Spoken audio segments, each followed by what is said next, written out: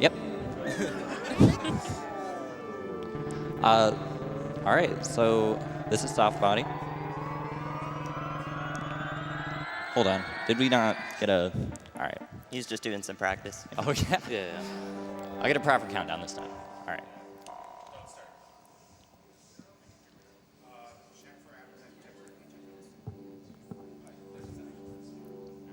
So, while we're waiting, would you like to introduce yourself and the run, and we can Yeah. do a couch roll call? Yeah, absolutely. I'm Vi. I go by V Input Output on Twitch. If you, Couch wants to go down the line. I'm April Cake. I'm Blue Candy. I'm Germ. Thanks, guys.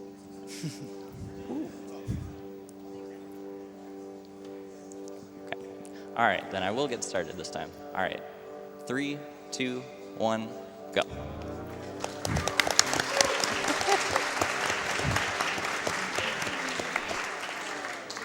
All right, so this is soft body. This is a meditative bullet dodging game. Go through some of the mechanics. You have your soft body, which is your yellow body, and your ghost body, which is the red body that's floating up there right now. They each do different things. Your main body paints walls, defeats certain enemies, and if it gets hit, then it dies, and you have to start the level over. Your ghost body defeats most of the enemies in the game. It can phase through walls. It pushes these orbs along their paths. And if it gets hit, it just returns to you, and you're totally fine. First few levels are just introductory, showing off some of the mechanics. You have these turrets, 2 kinds of turrets. These kind will just constantly aim at you and shoot in your general direction. In upcoming levels, we'll also have snipers that shoot a bullet really fast at you after a set amount of time.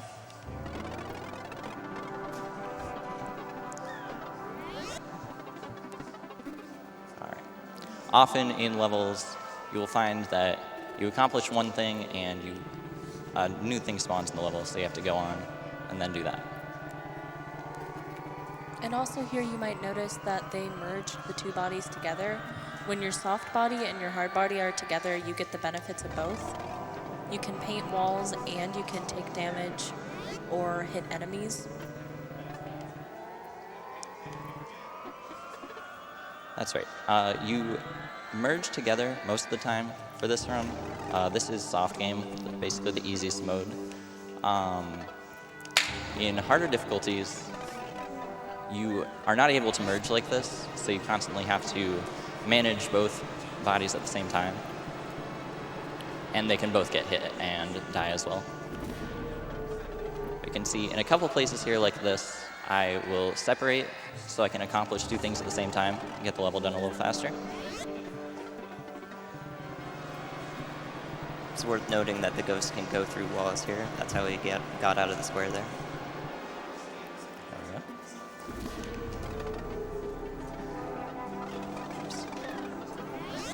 go. We have this second kind of turret here that doesn't aim at you, but just constantly spins and shoots really slow-moving bullets. So it kind of creates a wall that you can't really get past. We have to push this orb in the opposite direction of that.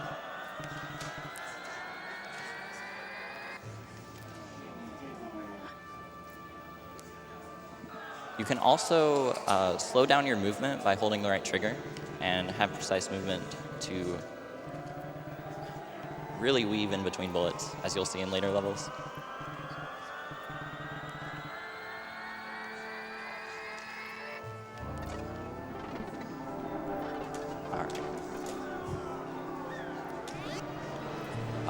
This is the first or second example of these spiral enemies.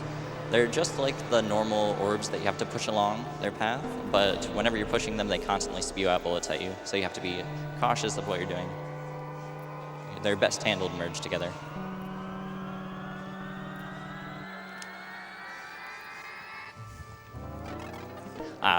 So I got this glitch that happens sometimes in this level where you break out of the opening square, and it's actually detrimental because you're usually not expecting it, and you often just bump into one of these enemies. These guys bounce around, and whenever they hit a wall, you can see they spawn a set of 6 bullets. Now the bigger ones here spawn 8 bullets. So they're a little bit more dangerous. Vi can actually dodge the 6 bullet ones by kind of hiding up against the wall, but the 8 bullet ones would still be able to get them.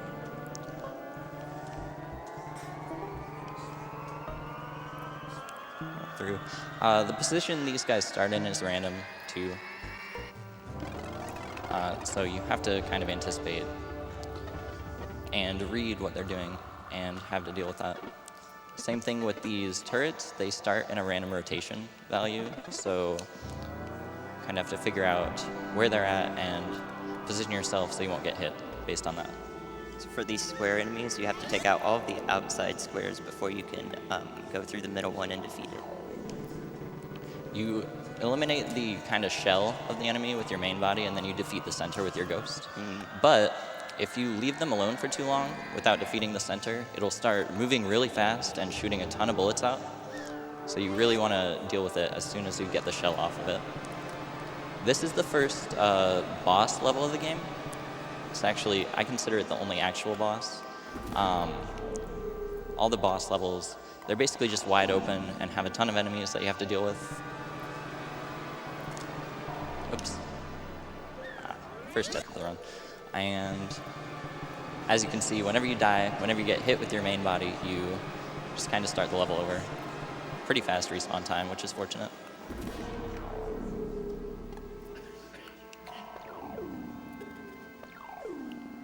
These small enemies you can see will either move around randomly, and they can get to moving at pretty fast speeds, or generally when they're close to you, they will shoot out a homing bullet at you that moves even faster than they do. Alright, so we're on to phase 2 of the boss. You can see the actual boss here. There's 2 of these snakes, and you have to hit each of their weak points 3 times. The bigger black dots along the snakes are what will kill you. Kind of have to get near the head of each snake in order for it to activate it. There we go. Ooh, right at the end there. Fortunately, you do get a checkpoint here, and now if you do die once, you can see those snipers that were here earlier. Those are gone now. Makes this level a little easier. And is that something just for the soft game and the hard game? Does that persist, or? That's true in both soft game and what we call soft game plus. There's actually 4 modes to this game. There's soft game, which is this, where you can merge together and only your main body can die. Soft game plus is the same exact levels as soft game, but with the hard game mechanics, where you cannot merge and both of your bodies can die. Hard game is much harder levels. It really focuses on the controlling, doing 2 different things with each body at the same time. And then there's hard game plus, which is remixed harder versions of the already really difficult hard game levels. There's 3 chapters to the run, and in between each chapter we have a pretty extended cutscene. So we do have some downtime here if you want to read some donations. All right, sounds good, Vi. Looks like we have $25 from Lakitu155. Says, cheers to the funny camera action a moment ago, and have a fun run, input, output. We also have $50 from Lonesome Samson saying, hey guys, I love to watch all these speedruns, even the ones I did not know, from all the enthusiastic runners. That's awesome. I can't wait for my favorite runs. It's fantastic the event grows more and more. Great love from Germany, and kill the animals. Thank you so much, Lonesome Samson. A quick note on this, we're still in the cutscene. As you'll see, we have this kind of weird little section where we have 20 of these bits that spawn. You can collect all of them. They make cool noises. What I actually found out a while after I started running this is this cutscene will always fade out at the same time, regardless of if you collect all of these or you can just sit there and collect none of them. But it's They still make fun cool to go. noises, Yeah, it's so still why fun not? to go around and see the shadow effects.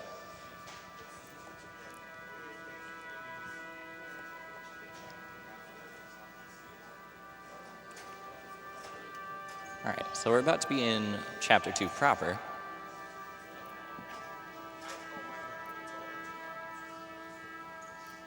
And we have the first example of these enemies, similar to the ones earlier. These ones shoot a straight shot as opposed to the faster moving square enemies that shoot a homing shot. But they can still be a pain. You'll notice a common theme here with levels that have walls and these sorts of enemies. The enemies can often just sit on top of the wall because they move randomly and there's not a whole lot you can do about it. So you kind of just have to wait for them to move so you can paint the wall. So just to be clear here, the main body is white now and the ghost is black. Right. The game goes through several color palettes, and it can be hard to tell sometimes what's exactly going on, especially when both your main and ghost body are the same color. That only happens a couple times, fortunately. We have these invincible enemies here, where they start out as circles, and when you get within a certain range of them, they turn into triangles and start moving really quickly. Fortunately, they're actually fairly simple to dodge, as long as you pay attention to them.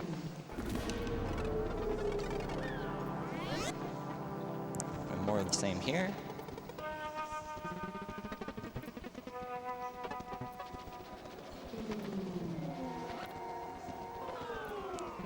There's that one that spawns partway through the level. For some reason it activates even when you're super far away from it. Never really understood why. Alright.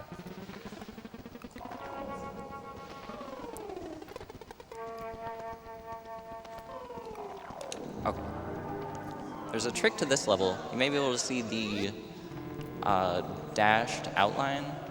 It's in a large circle around the orbs that I'm pushing. If you enter this area with your main body, as I just did, this thing in the center starts spawning bullets, but as long as you sit outside it with your main body and only use your ghost, you're pretty much home free. This is one of the coolest levels in my opinion. It really is. I'm just sitting here like. Yeah, this level really shows off what the game can do with its bullet dodging mechanics. I think this is the most relaxed I've ever been watching a Toho game.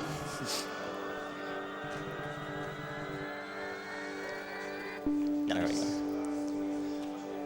It's a fun one. You have the 3 or 4 turrets, and then you have snipers to worry about as well.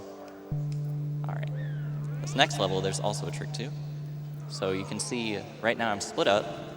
I have my main body just kind of sitting. I'm using my ghost body to push the orb. This snake will track whichever body it's closest to. So now we have 2 of them.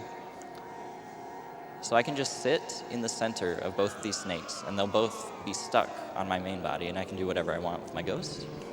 So while that little cutscene is playing at the second part of this level, Vi is moving the ghost in little circles, because if you leave the ghost inactive for a second and a half or so, it will teleport back to the main body. That's right.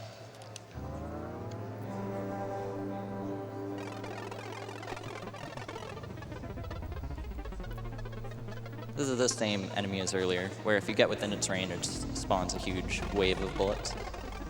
It's pretty difficult to see, but it's like a very light dotted line, dashed line. You start out with 1, and then you clear 1 wave of walls, and 2 more appear. Just kind of move very slowly and sneak through when you can. Ooh. So there is a bug in this level at the end of it where if you move into the top or bottom of the screen after the painted walls disappear, you actually get teleported back up like a square's length, and that can sometimes just send you straight into a bullet and you die. May be able to show it off actually, if I'm very careful, or demonstrate it. We'll get over to this side. If I do it on the bottom here, you may not have been able to see. Ah well. This level has another example of where you need to split because your ghost can go through walls, but your main body can't. Basically, you're trapped inside here with your main body. You just have to make sure you're moving along, not getting hit by the turret. And there you'll also see them using the circling around to stop the ghost body from joining the main body. That's right. Generally, they're going to try and wait wherever the orb will come to, just to save a little bit more time. And right there you saw, since I left my ghost alone, it came right back to me. And there we go.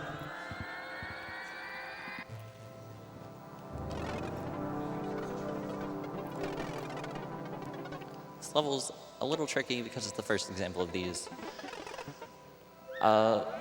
As I mentioned earlier, random enemies, they can really be a pain here. So you really want to focus on them first before you deal with the walls.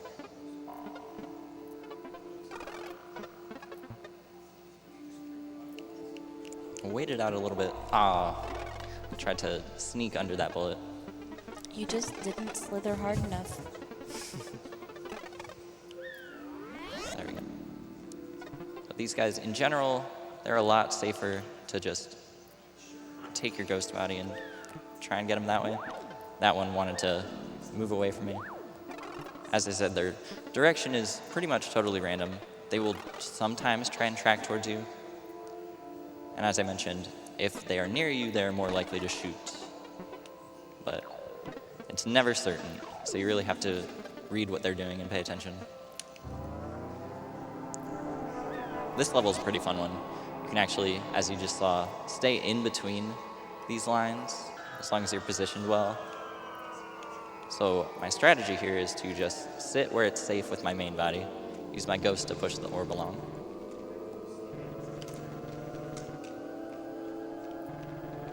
It looks really cool when you do it super fast. All right, go down, about now.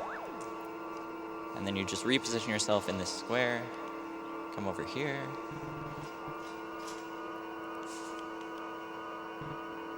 It's actually better to wait to push the orb because of the momentum mechanic with it. If you just sneak by it a little bit, it won't really go anywhere. But as long as you can stay with it for just a second, it'll actually get pushed super far. Which is why I waited there to push it. So now we have the second quote-unquote boss level, even though there's really no boss per se.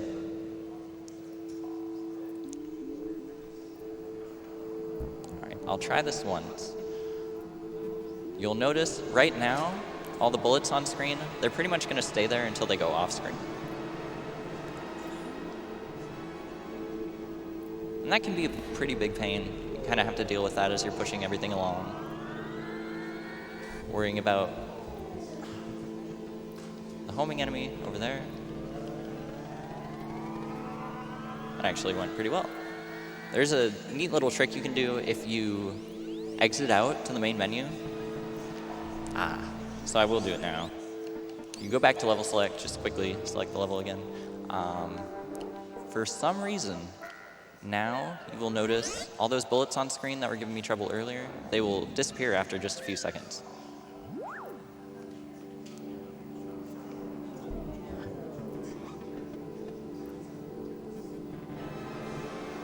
Just like that. Oh my gosh. So now we can just go about our day.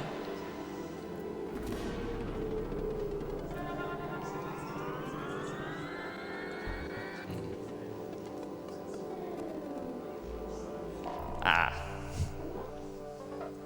outthought myself there. Sometimes in bigger levels like this, the game can give you a bit of slowdown as well, which seems to be happening. Just something a little extra to deal with.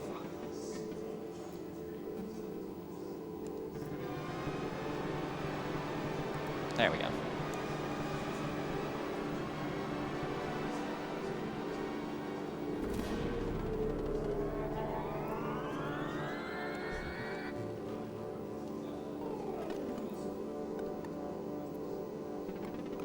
Okay. Now this last line, and then we're on to phase 2.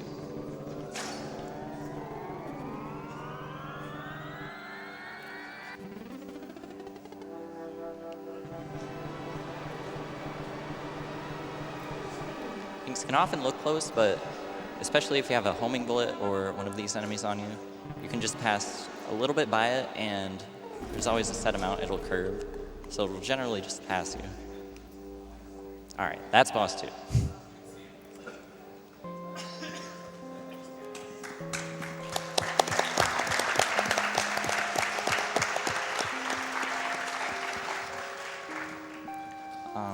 take a second to give a couple shout outs first to the developer of this game, Zeki Verant. He's a really cool person. When my friend and I started running this, we ran into a bunch of bugs and immediately took to the Steam forums to report them. He took care of a bunch of the issues within like a week, and it was really impressive. Honestly, just indie games in general have incredible support from their devs most of the time, and I'm very pleased because every game I've run, the dev has been right there working with us. It's absolutely incredible. I'd also like to shout out my friend that I mentioned, Umario. He really pushed me to run this game. For a long time, I thought that I would have too difficult a time with it, but he really showed me some strats, did the first run through of it, and got it up on speedrun.com. And so I'd like to thank him for that. It's probably the biggest reason why I'm here today. Other than that, the same kind of cutscenes as earlier, so we have time for a few more donations. And a few more donations we shall have. We have $100 from Dunlace saying, "Hello, commentator. First-time donator here. Good luck with all the runs and have a nice event. Extra $50 if you pronounce my name correctly. I hope I did you proud." We also have $25 from Jeshuo saying, "These games seem interesting."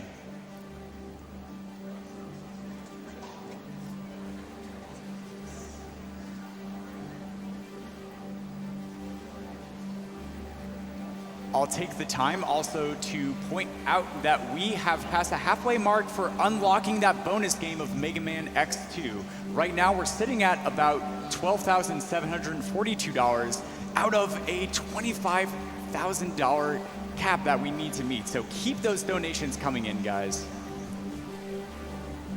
All right. I don't know why, but this cutscene just kind of amuses me. The game really freaks out, especially in Chapter 3. Gives you a hint as to the difficulty that's upcoming.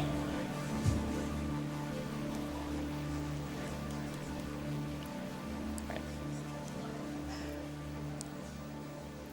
And we are on. Chapter 3 starts out really similarly. Actually, throws some difficulty at you right away. With this level, you paint a series of walls, and each time more snipers spawn in. You actually end up with 6 throughout the whole level. You have to deal with all of these walls, as well as the extremely slow turret in the center, which can be frustrating. Often you'll catch yourself waiting behind a wall of bullets. If you move just a bit too fast, you can accidentally run into them, especially in a corner. But we safely made it through. There's a new mechanic in this level where you have to take out these squares in order with your main body, kind of pushing them along in a line. They're similar to like reverse orbs that you would push with your ghost. And you have to deal with all these rotating lines as you are doing that. There we go. More of the same here with these lines. I grab my ghost, come up, take out this top enemy. Now, if I get a good push on this orb, we can save a quote-unquote cycle here, which I got.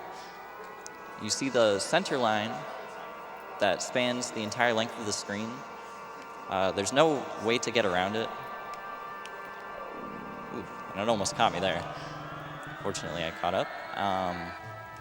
So you kind of have to, if you have the orb stuck on the other side of that line, you would have to wait for it to rotate a full 180 degrees. But fortunately, we're able to do that in just a rotation and a half of that center line. So my death right there was just one example of how these guys can be an absolute pain with their random movements. They can move, they can decide to just sit on the wall that you're trying to paint and get in your way. And the homing bullets are not exactly friendly, especially if you get stuck in a corner, as I did. Fortunately, we're through that. I've lost track of my ghost. There you go.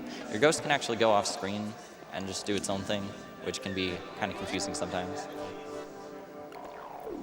Probably the... Go ahead. Probably the last new mechanic in the game is these zones. Once you enter them, they activate and they kind of flash a second later. If you're stuck in the zone, when it flashes, you die. There we go.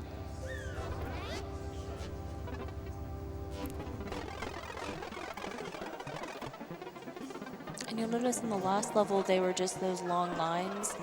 Here, we've got some circles that, I mean, you have to go inside in order to paint. Right, exactly. My strategy here is to paint all the walls first, and then worry about this orb second, because your ghost, if it's stuck in the zone when it activates, it just kind of teleports back to you for a second. The entire inside of that circle is a death zone. And here you can see this is probably the worst level in the game as far as RNG is concerned, just with all of the enemies that spawn and having to deal with homing bullets when you are taking out this interesting shape in the center. Fortunately, we got pretty good luck so far. We just have to take out that last wall, and then we'll pretty much be home free. That was unbelievably close. Right, so we move down, finally get our ghost, and then we can seek revenge on these guys for causing us so much trouble. There we go. And we just push this orb along, and that's that. That level's really tough, just because you can get absolutely screwed over.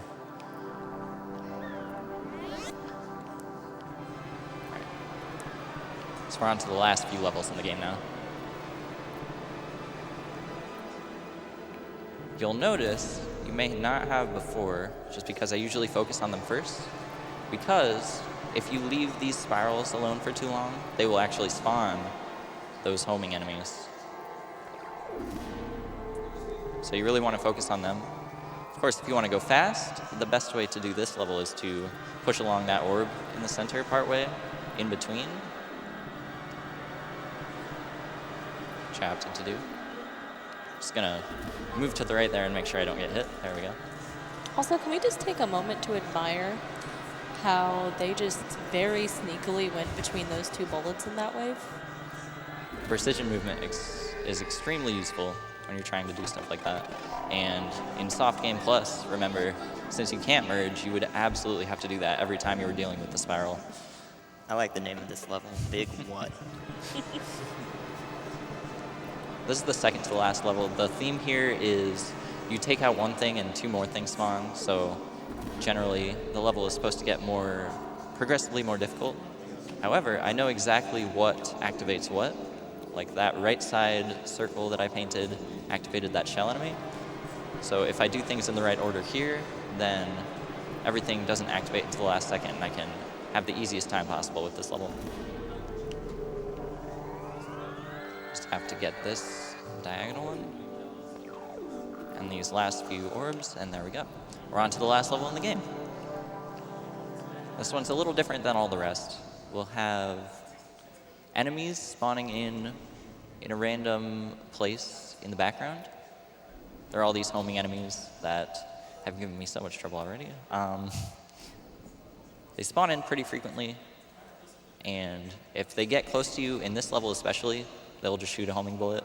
So my strategy for the most part here is to kind of hide in a corner with my main body and just use my ghost to do everything.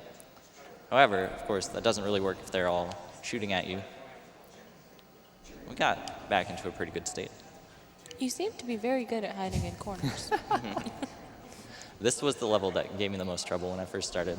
By far, I didn't figure out that it'd be easiest just to split up for most of it.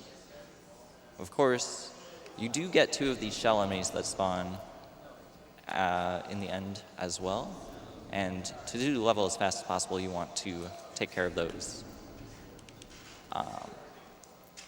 in between, not save them for the end. Did take a death there, so we'll start doing this pattern all over again. As you can see, the things in the background, the clocks, start spinning faster when there's an enemy is about to spawn there, but the position they're all in is totally random. And the order in which they spawn is also random. All right. So I'll get through this, and then, as I mentioned, this is the last level. Time will be whenever I touch the last enemy, which I will probably leave these shell enemies to be that. One thing you have to be cautious of, you can see these guys that move around really fast are sometimes going off the screen, and they can actually go all the way off the screen and kind of sneak up on your main body. Just another thing to be cautious of. Almost through. A few more to deal with, and then I can go get the big guys.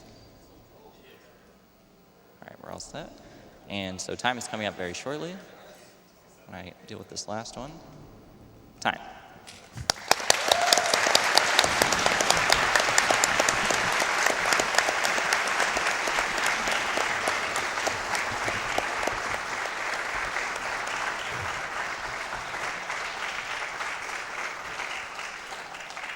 So that's soft body. I guess gave my shout out, so not much more from me.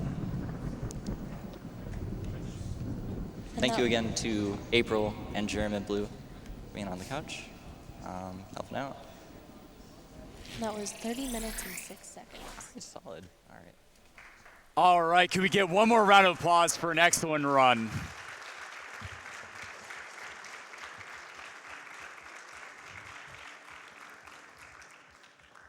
Great job, Vi. Up next is going to be none other than Monolith, that is going to be run by Studio. So stay tuned for that. That'll be coming up in a couple of minutes. Until then, it looks like we have some more donations here. We have $50 from Dunless again. Dunless here, as promised, here's the extra $50. Good job, Covert Muffin. Thank you.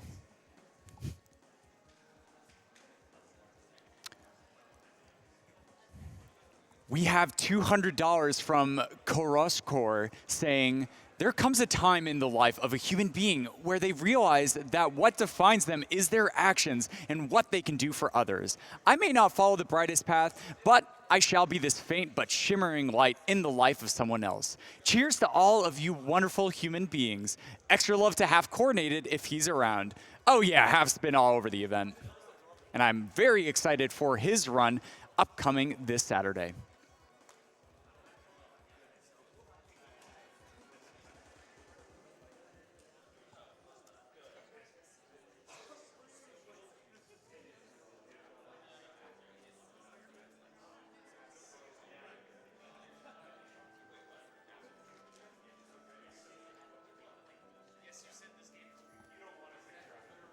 We have $25 from Turtle155 that says, Covert Muffin, you are a treasure and my favorite discovery of this GDQ so far. Smile.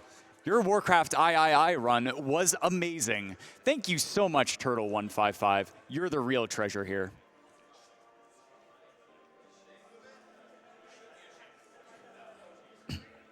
Yeah, it looks like we are about to pass into $13,000 of the $25,000 we need to unlock that Mega Man X2 run. Keep those donations coming in, guys. We're making excellent progress to that.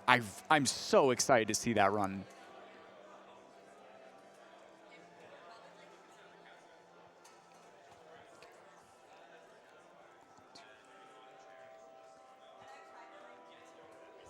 All right, while our next runner is in the process of getting set up, I would like to remind us of what we're doing here. We are currently raising money for Doctors Without Borders. Doctors Without Borders is a medical humanitarian organization working in more than 60 countries around the world. MSF is a private international association. MSF provides assistance to populations in distress, to victims of natural or man-made disasters, and to victims of armed conflict. They do so irrespective of race, religion, creed, or political convictions. You can find out more at doctorswithoutborders.org.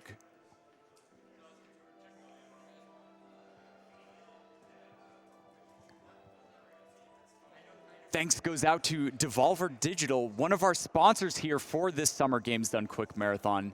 Devolver Digital are purveyors of fine digital entertainment from independent artists worldwide. Visit devolverdonquick.com for the limited time Devolver Done Quick bundle on Steam that includes Enter the Gungeon, Titan Souls, Highwell, Shadow Warrior, Classic Redux, and Minute. And once again, that website is devolverdonquick.com to check out that bundle. Thank you so much.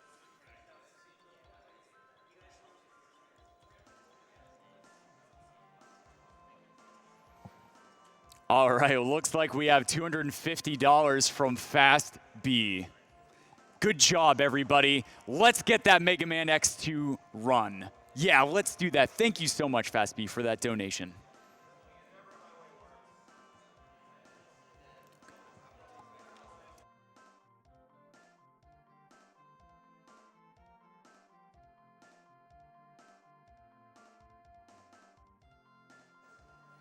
We have $100 from Krobner saying, my partner and I have been watching GDQ events for a few years and spent basically the entire week watching these exceptional speedruns. Keep it up, y'all. You're doing awesome work.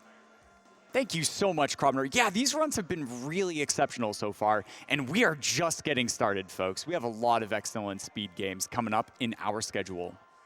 If you'd like to check out how our schedule is performing, just head on over to gamesdonequick.com/schedule, and that will automatically convert to your time zone as well as be live updated, because oftentimes runners will finish ahead of their estimate, or maybe setup takes a little bit longer than we might anticipate. So head on over to gamesdonequick.com/schedule to keep up to date with when your favorite speedruns are going to be casted.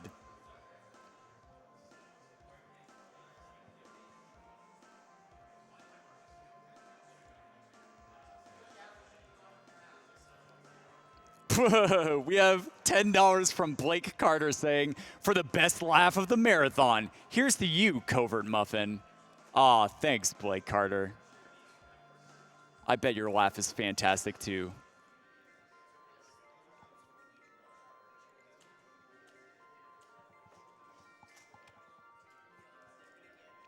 We also have some exciting prizes available if you get your donations in, folks. If you donate $10, you will be eligible for the Enter the Gungeon bundle. Also, if you hit that $25 mark, you will be in for the NISA limited edition bundle. Then, throughout the entire marathon, if you donate up to $150, which is cumulative, you will be in the running for an 8th generation console bundle plus gaming PC pack. That is absolutely insane.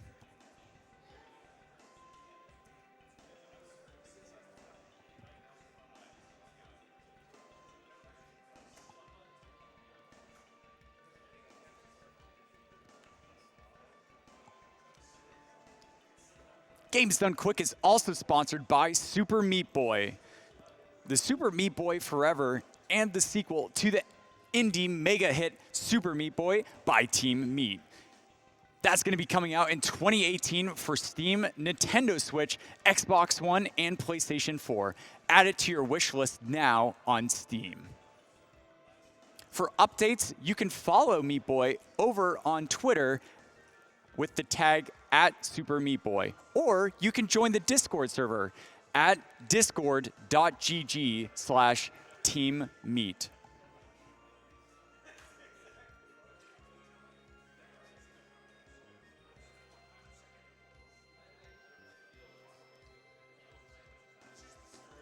SGDQ is also sponsored by The Yeti. The Yeti has been supporting Games Done Quick events since 2012.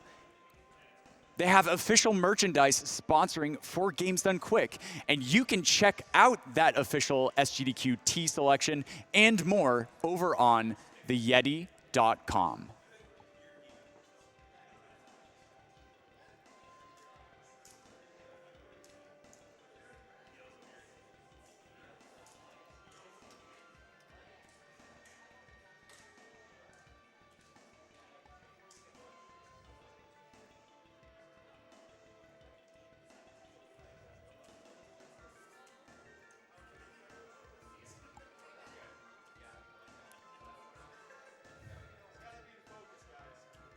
We have some exciting bid wars also going on through the event. The Castlevania Bloodlines character choice between John Morris and Eric Lacard. John Morris is currently in the lead with $580 raised, whereas Eric Lacard is close behind at $505. That is a difference of $75. So make sure to keep bringing in those donations, guys, if you want a certain character run for Castlevania Bloodlines.